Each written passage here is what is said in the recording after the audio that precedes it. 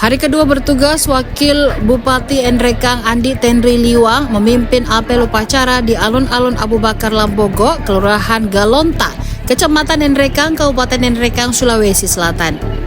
Usai melakukan apel perdana tersebut, Iwan sapaan akrab Andi Tenri Liwang itu menyampaikan akan fokus membenahi pelayanan kesehatan, sampah menumpuk, serta tunjangan hari raya atau THR pegawai Pemkab Nrekang.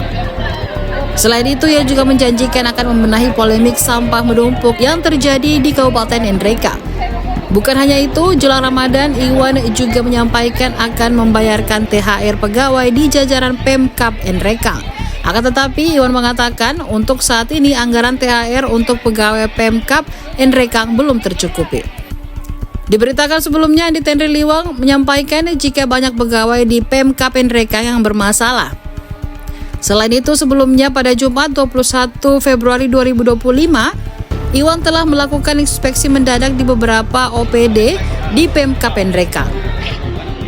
Kemarin itu kan saya juga sudah jalan-jalan ke rumah sakit. Itu insya Allah akan banyak perubahan nantinya untuk pelayanan khususnya rumah sakit. Untuk yang banyak beredar sekarang kan juga sampah, itu insya Allah sebentar jam 4 sore saya sudah panggil Pak Kadisnya untuk bicara apa yang jadi masalah. Insya Allah kita selesaikan.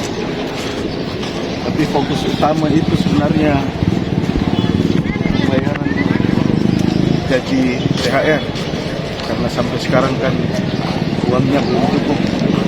Tapi insya Allah kita tetap optimis, sudah ada jalan-jalan yang sama. Yang TTP Pak Wakilnya? Ya? Yang TTP? Bukan. Sertifikasi? THR. Sertifikasi kan katanya? Sertifikasi juga belum cukup. Download Tribun X sekarang. Menghadirkan lokal menjadi Indonesia.